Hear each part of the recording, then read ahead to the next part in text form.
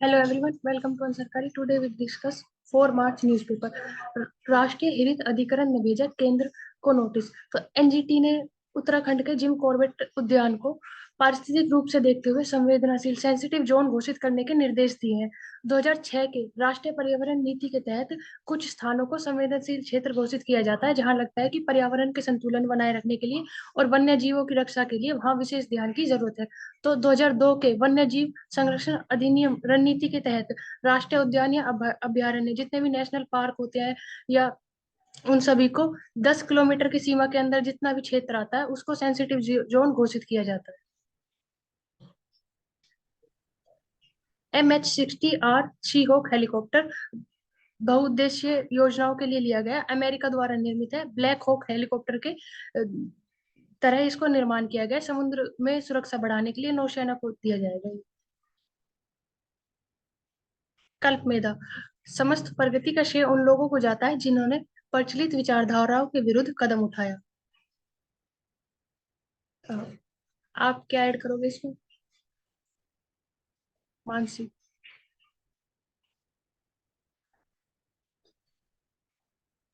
इसमें बोलने की यही कोशिश की जा रही है कि मतलब जो नॉर्मल हमारे परसेप्शंस और बिलीव्स होते हैं, जिन चीज को हम फॉलो करते हैं, तो जिन पर्सनालिटीज और इंडिविजुअल्स ने कुछ नए आइडियाज को सपोर्ट किया going against those largely believed things, तो उनको ही वो श्रेय जाता है of again growth and development और जो प्रोग्रेस की हम बात करते हैं। तो यहाँ हम रिसर्च एंड डेवलपमेंट वाले एरिया में बात कर सकते हैं कि कैसे ब्लॉकचेन टेक्नोलॉजी अभी रिसेंटली हमने देखा कि उसका अडॉप्शन कितना इंक्रीज हो रहा है। तो blockchain technology in terms of decentralised form और इनहैंस्ड सेफ्टी स्टैंडर्ड जिसका एक पार्ट है। देन हम आर्टिफिशियल इंटेलिजेंस की भी बात कर सकते हैं। तो ये कुछ आइडियाज हम एग्जांपल्स दे सकते हैं इसमें, हाँ, और और कुछ एग्जांपल आप ऐसा ऐड अप करना चाहो यहाँ पे। उस टाइम से कर सकते हैं जब क्या कहते हैं जैसे भीमराव अंबेडकर जी ने जो विचारधारा इतने टाइम से चली आ रही थी दलितों के खिलाफ, उनके लिए अलग से जो प्रावधान की बात की, समानता की बात की, उसके रिगार्डिंग देख सकते हैं। महात्मा गांधी की जो विचारधारा थी, या फिर जब हम बिरसा मुंडा जी की बात करते हैं तो जो उस टाइम पर लोगों ने मान लिया था कि इस तरह से होगा, उनके विरुद्ध जाकर उन्होंने नई विचारधारा या विश्वास को उत्पन्न किया जिससे समाज में परिवर्तन आया और हाँ, प्रगति। जैसे सोशल इविल्स प्रैक्टिसेस हैं, सती की बात करते हैं, चाइल्ड मैरिज की बात करते हैं, और फिर विडो री मैरिज को कितना सपोर्ट किया गया गोइंग अगेंस्ट जो अगेन कॉमन परसेप्शंस थे उस टाइम पीरियड पे। तो वही सोशल प्रोग्रेस और प्रोस्पेरिटी अगेन उन्हीं को हो जाता है श्रेय। आईआईटी ने पानी के अंदर की निगरानी रखने के लिए मरीन रोबोट का निर्माण किया है, जो कि आईआईटी मंडी और पलक्कड़ द्वारा किया गया है। इसमें डीआरडीओ एनआरबी द्वारा वित्तीय पोषण किया गया था। इसको यह है कि centre for artificial intelligence and robots के तहत किया गया, ताकि जो भी योजनाएं या फिर जो भी मिशन पानी के अंदर किया जाता है उनको देखा जा सके, जहां पर अगर जान की जो खतरा होता है उसको कम किया जा सके, और जो वो मिशन सक्सेसफुल हो उसके लिए पूरी कोशिश की जा सके पूरी तरह से। तो मरीन रोबोट। हम्म, ठीक है। यहाँ पे हम देख रहे कि बैंक अकाउंट्स जो कि अगेन ऑपरेट कर रहे थे इन terms of smuggling of the drugs like opioids under the ED scanner. तो यहाँ पे हम इन्फोर्समेंट डायरेक्टरेट की अगर बात करें तो it comes under the ministry of finance, department of revenue. तो कौन से लॉज है जिसके अंडर ईडी के पास पावर है to investigate and even confiscate the assets? तो first we have the foreign exchange management act 1999, second prevention of money laundering act 2002 PMLA, third we have the fugitive economic offenders act 2018, and जो पहले का फेरा act था 1973 का, तो इसमें जो केसेस हैं up till 2002 which are pending, तो ये पावर भी है। एंड लास्ट एक्ट जो है स्पॉन्सरिंग एजेंसी है under this act of conservation of foreign exchange and prevention of smuggling act, smuggling activities act 1974। तो ये सारी लॉज हैं जिसके अंडर ईडी के पास पावर है, और ईडी एक स्टैट्यूटरी बॉडी है अंडर द पीएमएलए एक्ट। इसके अलावा अगर हम हिस्ट्री ऑफ ईडी की बात करते हैं, एवोल्यूशन, क्योंकि पहले इसको फ्रॉम द वेरी बिगिनिंग हम एनफोर्समेंट डायरेक्टरेट के नाम से नहीं जानते हैं, तो एक ये मल्टी डिसिप्लिनरी ऑर्गेनाइजेशन है इन्वेस्टिगेशन ऑफ इकोनॉमिक क्राइम्स, या जहाँ पे फॉरेन एक्सचेंज लॉज वायलेट हो रहे, प्रोविजंस वायलेट हो रहे, तो वो पावर्स है टू इन्वेस्टिगेट। तो 1956, 1 May 1956 we had this origin of this directorate, जहाँ पे इसको बोला जाता था एनफोर्समेंट यूनिट, एंड ये पहले आता था under the department of economic affairs. तो ये अभी करंटली डिपार्टमेंट ऑफ रेवेन्यू के अंडर है, पहले था डिपार्टमेंट ऑफ इकोनॉमिक अफेयर्स के अंडर। एंड विद दिस जो हेडक्वार्टर्स थे दिल्ली में लोकेटेड है, आज भी दिल्ली में लोकेटेड है। और अगर हम ब्रांचेस की बात करते हैं तो पहले बॉम्बे में भी थी, कैलकाटा में भी, then one branch open up in Madras also. तो 1957 में it was renamed as enforcement directorate, and उसके बाद भी सॉ की एडमिनिस्ट्रेटिव कंट्रोल जो था ना इस डायरेक्टरेट का, it was transferred from the department of economic affairs. उसके बाद ही मतलब 1957 में डिपार्टमेंट ऑफ रेवेन्यू के अंडर आ गया एडमिनिस्ट्रेटिव कंट्रोल। सो जैसे हमने देखा कि फेरा एक्ट जो 1973 की एक्ट है, अ, वो 1973 में आई। उससे पहले एक और फेरा एक्ट थी 1947 की। तो ये कुछ चेंजेस हुए, एंड 1973 और 77 के बीच में जो ईडी था, it remained under the administrative jurisdiction of department of personnel and administrative reforms. So उसके बाद then we talk about the structural reforms of 1991, then we had the FAME Act of 1999, and then it came under again the Department of Revenue, and in tune with जो हमारे international भी anti money laundering regime है, there is से कि ED it works in close cooperation international affairs की, अगर हम बात करते हैं क्राइम्स की बात करते हैं तो एफएटीएफ के साथ भी वर्क करता है, एंड इंटरपोल के साथ भी वर्क करता है। तो ED is the body, and इसके अलावा यही यहाँ पे इम्पोर्टेंट चीज यही है। और एक यूनाइटेड नेशंस का कन्वेंशन भी है, United nation convention against corruption. So this came into force in 2005. So this is important, and कि यहाँ पे यही important details हैं इसके regarding.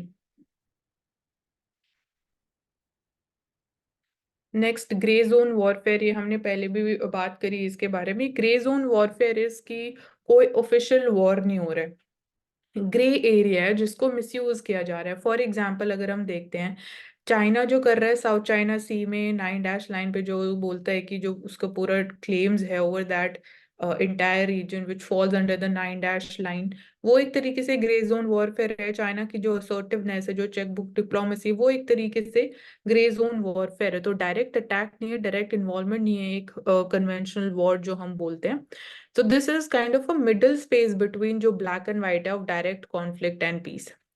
So this is important, and इसको यहाँ पे एग्जाम्पल इसी कॉन्टेक्स्ट में है कि जैसे निफेरियस इकोनॉमिक एक्टिविटीज है, जो अभी हमने चेक बुक डिप्लोमेसी की बात करी कि चाइना उस तरीके से भी अपना कंट्रोल इंडियन ओशन रीजन में और इंक्रीज करने की कोशिश कर रहा है। एंड साइबर अटैक्स भी एग्जाम्पल है ग्रे जोन वॉरफेयर का।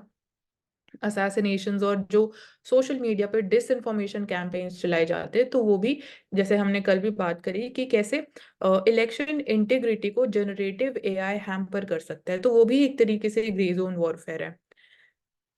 सो this is the example, and ठीक है, this is the simple plain meaning. तो यहाँ पे हम बात करें कि with how the challenges are also evolving with time, geo political challenges जैसे इवॉल्व हो रहे हैं, तो इंटरनल सिक्योरिटी के लिए जो हमारी नेशनल सिक्योरिटी पॉलिसी भी है, उसमें ये इसका एक एलिमेंट होना इंपॉर्टेंट है कि how we are going to deal with such kind of acts which forms a part of grey zone warfare.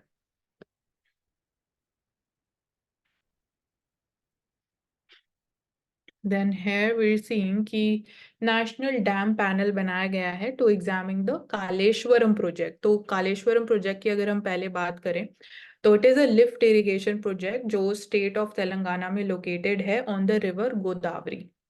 So lift irrigation project इसको हम क्यों बोल रहे हैं कि water is lifted up to a certain height, एक height पे water को लिफ्ट किया जाता है, and with the effect of gravity जब वो वाटर रिलीज होता है फ्रॉम दैट हाइट, तो it leads to the turbine movement, and जैसे इलेक्ट्रिसिटी जनरेट होती है, तो इसलिए it is called the lift irrigation project. अब यहाँ पे इशू क्या है कि जो मेडिगड्डा बराज है वहां पे सबमर्जेंस देखी गई है, तो जो कंस्ट्रक्शन हुआ है डैम का, इट इज बिलीव्ड कि वहां पे कुछ like it is not done in a proper, qualitative manner. तो poor quality, it is being believed कि कुछ irregularities हो सकती हैं। तो नेशनल डैम सेफ्टी अथॉरिटी जो है under the national dam safety act, तो उसके अंडर ये वर्क करती है। तो यहाँ पे अगर हम बात करें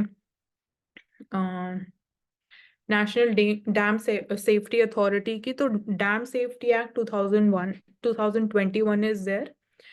तो जो भी डैम फेलियर्स इंडिया में हो रहे हैं बिकॉज ऑफ डेफिशिएंट सर्विलेंस नहीं हो पा रहा है इंडिया में, वी आर सीइंग कि जो लार्ज डैम्स है, जो 100 साल पुराने डैम्स भी हैं, तो पीरियोडिकली उनका असेस करना, क्वालिटी असेस करना, उनकी मेंटेनेंस इंश्योर करना।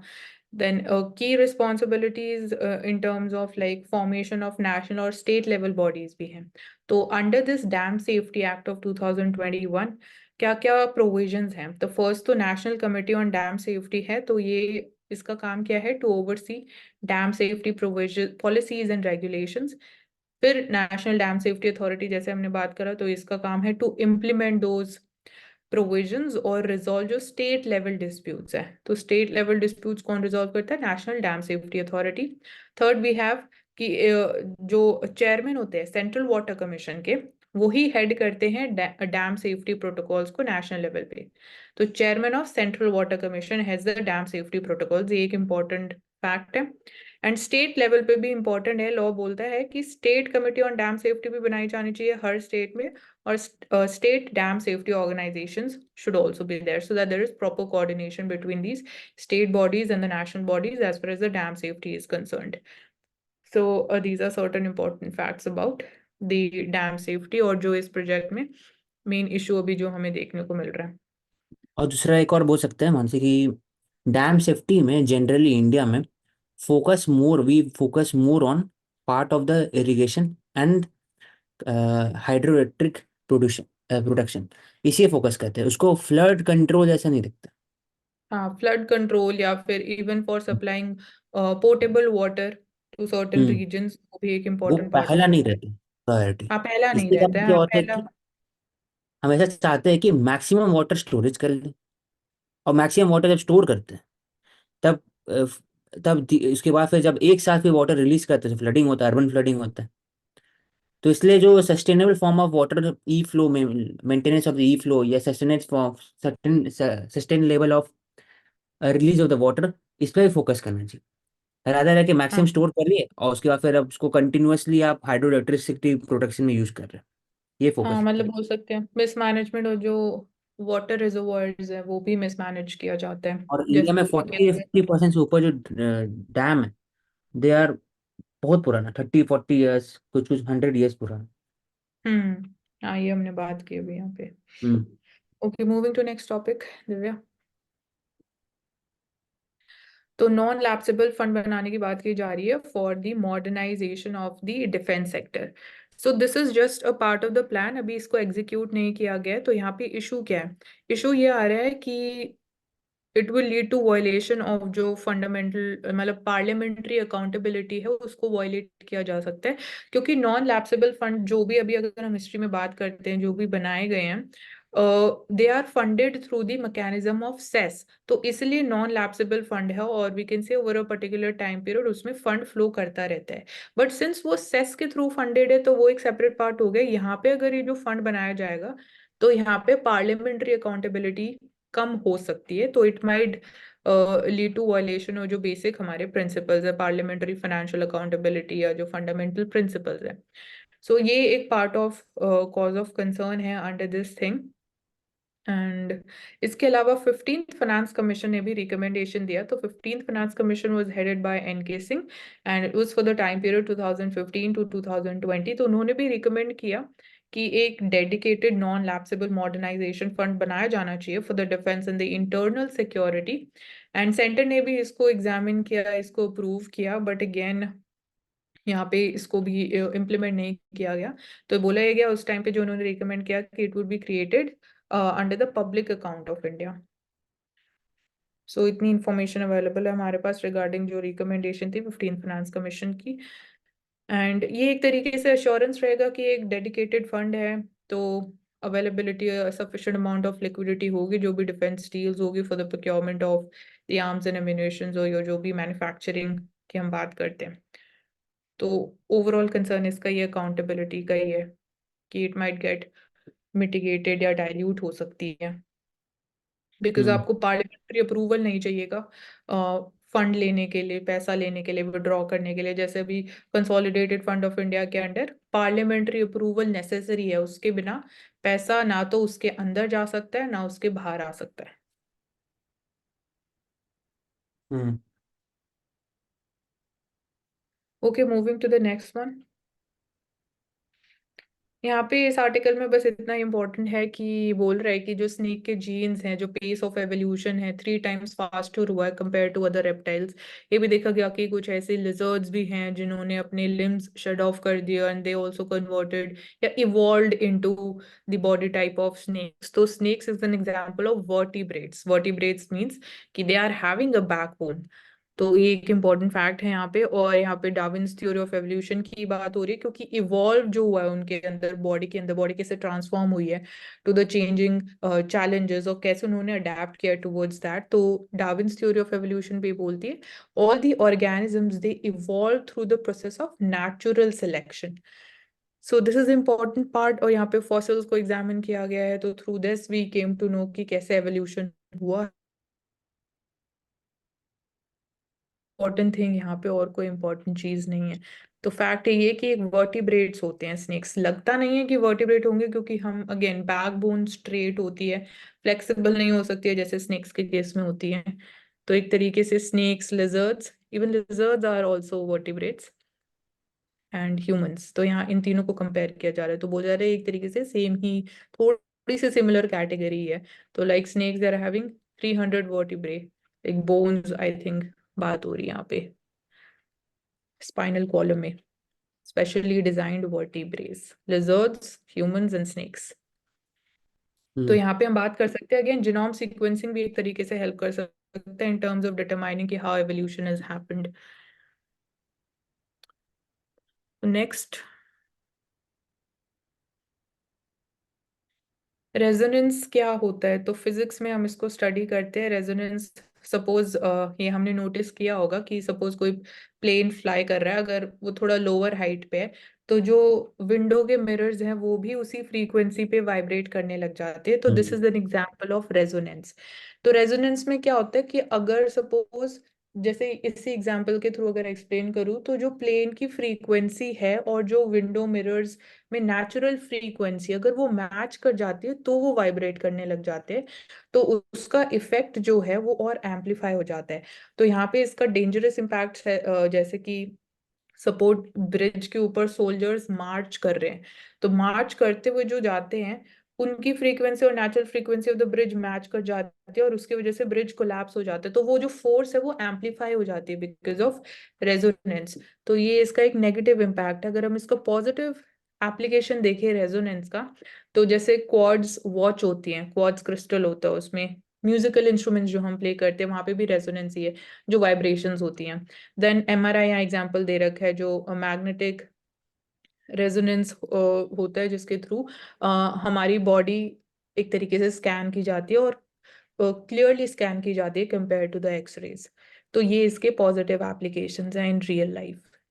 तो this is the simple idea behind what is actually resonances. ये है maximum। Next we are seeing, ये मैं ले लेता हूँ। हाँ ये आप ले लो। ओवरऑल जो फ्यू सर्वे है, it is stating that slowly in more and more Indian is supporting the strong man leader or military rule. This showcases, according to them, that India is moving towards authoritarianism. ये data दिया हुआ नीचे में। तो 32% जो people थे, तो वो हाई इनकम के, वो चाह रहे थे कि स्ट्रॉन्ग लीडर होना चाहिए। 8% मिडिल मिडिल इनकम में इंडिया में 85% है। इंडिया में Kenya, south Africa, Mexico, Brazil etcetera. तो ऐसा क्यों होता है? पहली बात, ये एक नेचुरल टेंडेंसी है in the developing and develop countries कि वो स्ट्रॉन्ग लीडर को फोकस ज़्यादा करते हैं। क्योंकि स्टार्टिंग में जब अंडर डेवलप्ड कंट्रीज होते हैं उनके पास reallocation of resources, distribution of resources, redistribution resources जरूरत होता है। तो there is need for the strong state. Strong state तभी हो सकता है जब when there is a strong leader. Strong state दो तरह से होता है, स्ट्रॉन्ग लीडर के थ्रू हो सकता है, दूसरा इंस्टीट्यूशन हो सकता है। लेकिन पोस्ट कॉलोनियल कंट्रीज में leader strong state as a institution like EU और यूएस होना बहुत मुश्किल है। It is a organic process, समय लगता है। इसलिए वो जो जस्ट जल्दी से मिलता है वो स्ट्रॉन्ग लीडर मिलता है। फॉर एग्जाम्पल इंडिया में नेहरूवियन मॉडल, वो भी स्ट्रॉन्ग लीडर थे उस समय। Congress system, centralise system, Indira Gandhi से भी और अभी भी वैसे ही। तो ज़्यादा डिमांड करता है, स्टेबिलिटी आता है, बिग कंट्रीज आसानी से संभलता है। उसके बाद फिर आप रिसोर्सेज को एलोकेट करते हो, सब्सिडीज देते हो, फिर पॉजिटिव डिस्ट्रीब्यूशन करते हो, तो सोसाइटी के अंदर फ्रिक्शन है वो कम होता है। लेकिन हम्म अभी तो फ्यू सर्वे का है, असली में क्या है? Reality on the ground is that what ever majority the parties claiming in the centre, for example Indira Gandhi का 1970s में या इंडिया का 2014 के बाद से, they are also losing the state election. Delhi में हारे, लगातार जीत नहीं पाए, वेस्ट बंगाल हारे, उसके बाद सब जगह। तो ये दिखाता है कि India is a very diverse country. और एक सर्वे जो होता है, जो इस्टेब्लिश किया जाता है, it it does not showcase exact replication of what is happening on the ground. तो हाँ, जो कहीं ना ग्राउंड कहीं पे है बोल वो सकते। एक डेमोक्रेटिक सेंटिमेंट आज भी है। More and more representation women भी बढ़ते जा रहा है, माइनॉरिटी बढ़ा है, परसेंटेज वोटिंग का भी बढ़ा है, और डिबेट भी इंडिया में ओवरऑल बढ़ा है। Slowly there is a process centralisation, लेकिन अथॉरिटेरिज्म जो सोसाइटी के अंदर वैसा नहीं है।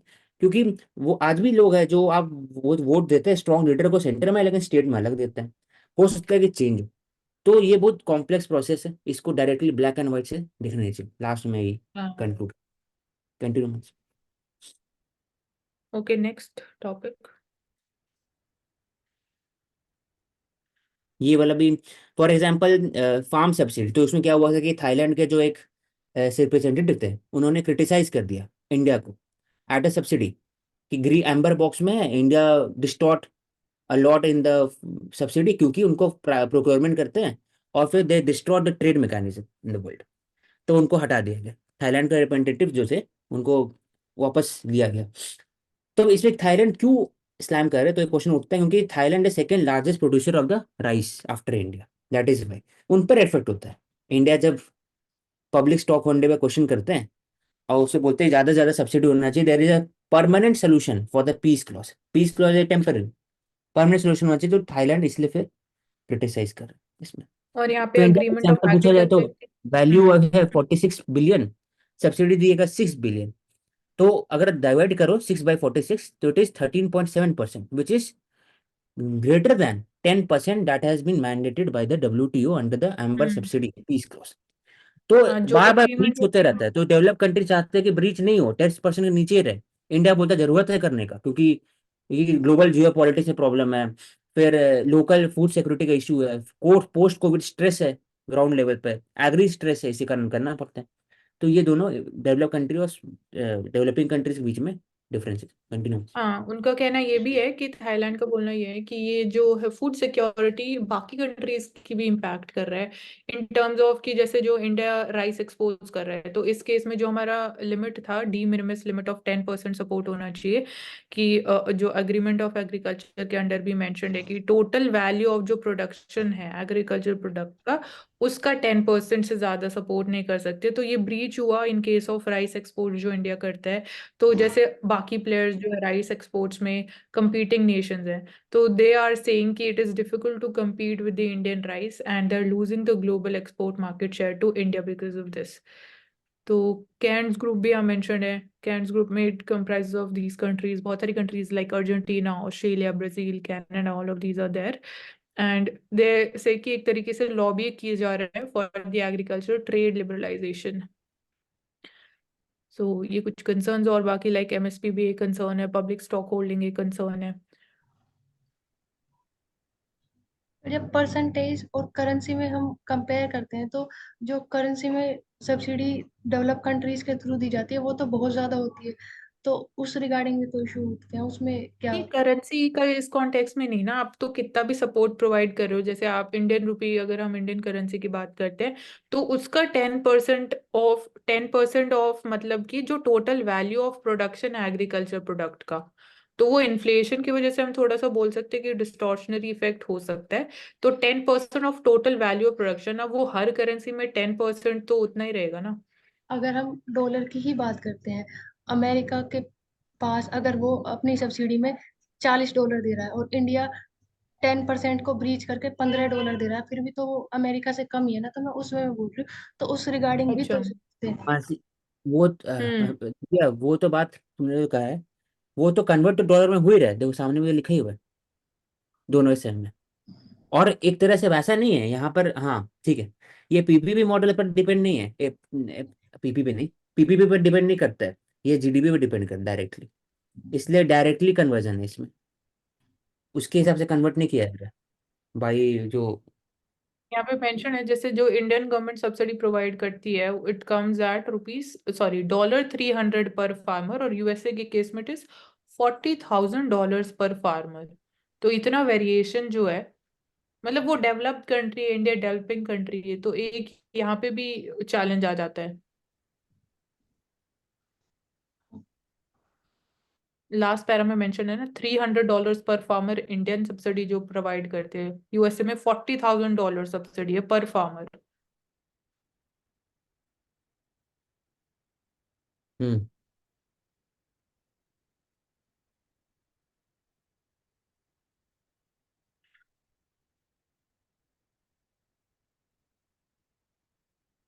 ये फिर reforming the Indian political party, तो इसमें ओवरऑल 2 to 3 क्वेश्चन उठता है।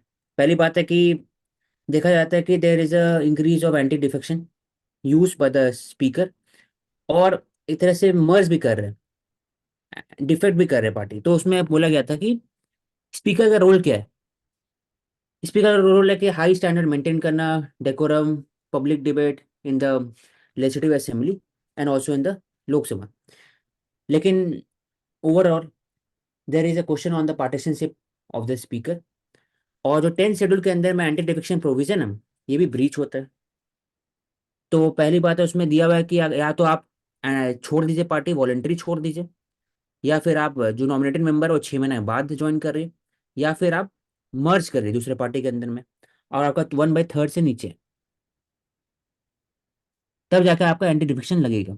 नहीं तो फिर एक्सेप्शन डाला गया बाद में कि 2/3 आप कर रहे हो तो नहीं लगेगा उसके ऊपर में। तो several cases, for example Shivsena, NCP, Assam में हुआ था, आसाम में नहीं, नागालैंड में हुआ था, उसके बाद फिर अलग अलग जगह पे एमपी में भी हुआ था, जिसमें सिंधिया के जो लोग थे वो आ गए थे।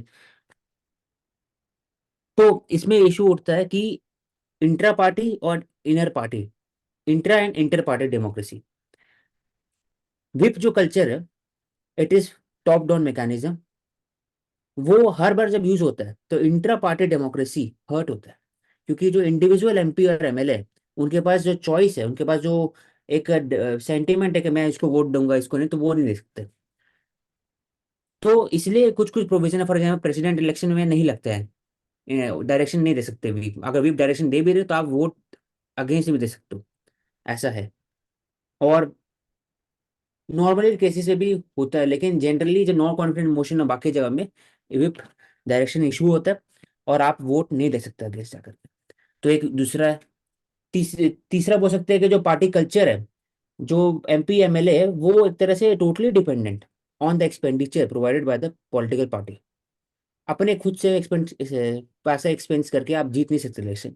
तो उनका जो पूरा एजेंडा है, पूरा आइडियोलॉजी है, it depends on the political party. उनका जो प्रॉमिस था लोकल जनता के लिए वो पूरा होता नहीं कभी कभी।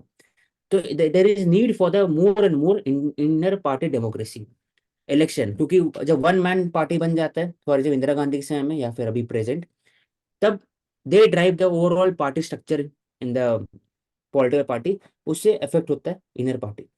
इंटर पार्टी की बात की तो स्पीकर का रूल आएगा, स्पीकर डिबेट होगा, लोकसभा डिबेट हो गया, suspension of the MPs MLA, जैसे 146 हुए थे आई थिंक एमपी में। तो इसे पूछा जाता है क्या करना चाहिए।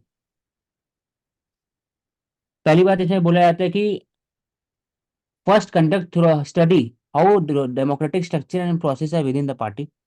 स्टडी का बात होता है सिंपली। सेकंड, स्टैट्यूटरी रेगुलेशन होना चाहिए for the inner party democracy. Law commission का रिपोर्ट उन्होंने बोला कि अमेंडमेंट करना चाहिए 1951 representation of peoples act.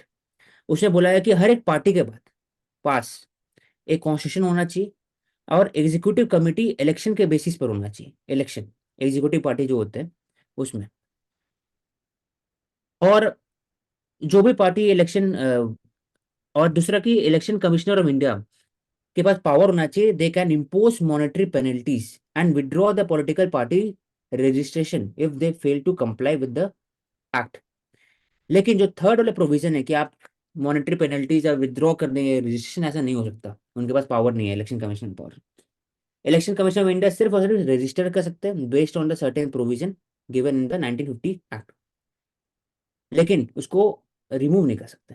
It depends on the supreme court. और बाकी एक प्रोसेस है जो प्रवेश बता देंगे कैसे रजिस्टर करते हैं। तो इसमें 3 एरियाज में बात हुआ। पहली बात हो गया कि आपका स्टडी करिए, दूसरा कि एग्जीक्यूटिव बॉडी कमिटी होता है मैंडेटरी बाय लॉ में इलेक्शन होना चाहिए पॉलिटिकल पार्टीज के अंदर में, और third increase power of the election commission India to impose the monetary penalties अगर वो फॉलो नहीं कर रहे। प्रवेश आपको ऐड करना इसमें? I think move forward. BBIN, हम ऐसे बात करते हैं कि साउथ एशिया है, उसमें there has to be a integrative approach in the South Asia, economic integration होना चाहिए। क्यों? क्योंकि South Asia one of the least integrated economy integrated region around the globe, even including the Latin America, वो भी integrate ज्यादा है। तो एक प्रोजेक्ट स्टार्ट हुआ था BBIA, Bangladesh, Bhutan, India and Nepal. उसमें बात हुआ था कि सबको जोड़ेंगे विथ रेलवे रोड्स नेटवर्क।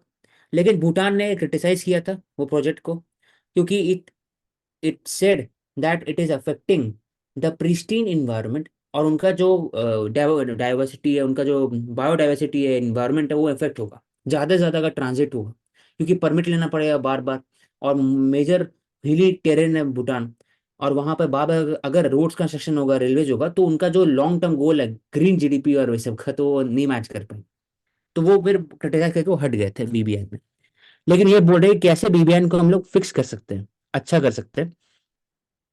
तो फर्स्ट फर्स्ट बात कर रहे हैं कि क्या क्या फायदा है उससे।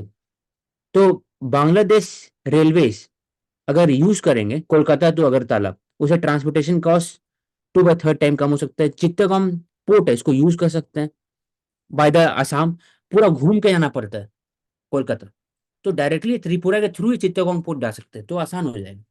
तो एक पहला एक पॉइंट हो गया जो वी कैन राइट डाउन।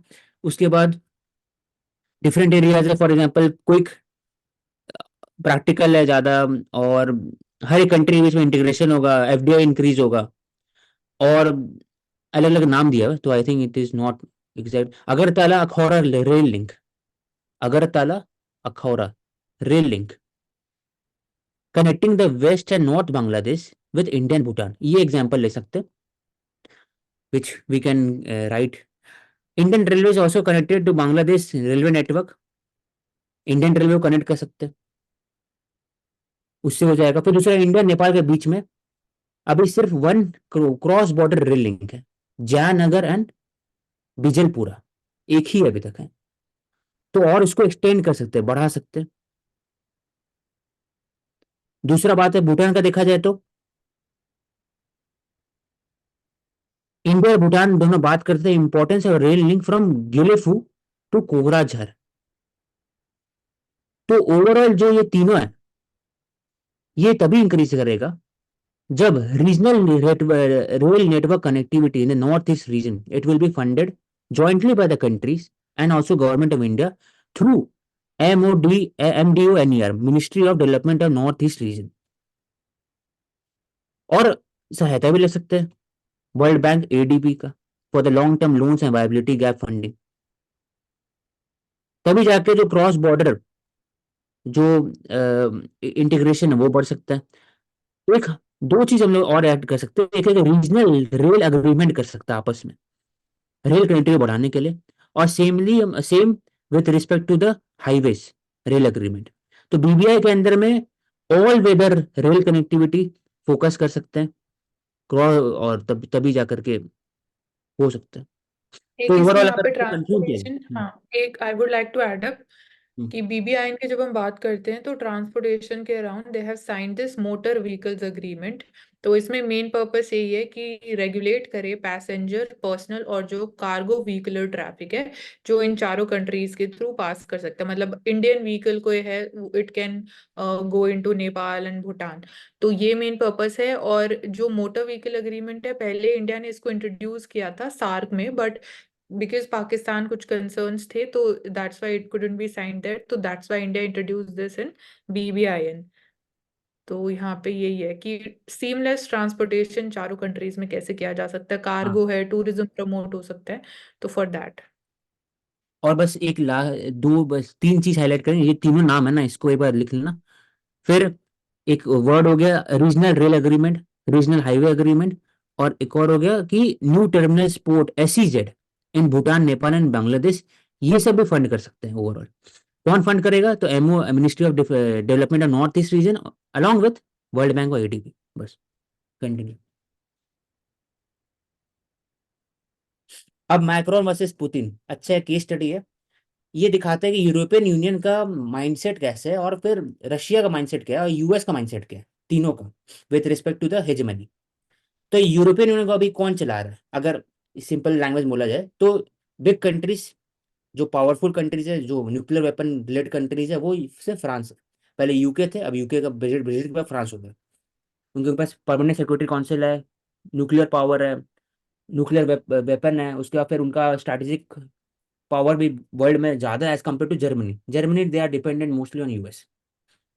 उनके अंदर में मोस्टली US के ट्रूप्स रहते हैं, तो जर्मनी इतना पावरफुल है, इकोनॉमिकली पावर है, लेकिन मिलिट्री और स्ट्रैटेजिक में पावर नहीं है जर्मनी का, तो सिर्फ फ्रांस है। इसलिए जब भी फ्रांस का बात कर रहे हैं तो यूरोप लिखा हुआ है यहाँ पर, Europe moment of recovery. France के प्रेसिडेंट बोलते हैं कि NATO should consider sending troop to Ukraine against Russian occupation. लेकिन वही आता है कि यूरोपियन कंट्रीज के अंदर में एक तरह से क्वेश्चन उठता है, क्यों ईस्टर्न यूरोप कंट्री है, वो चाहते हैं कि more and more sovereignty focus किया जाए, क्यों जाए नाटो वहां पर।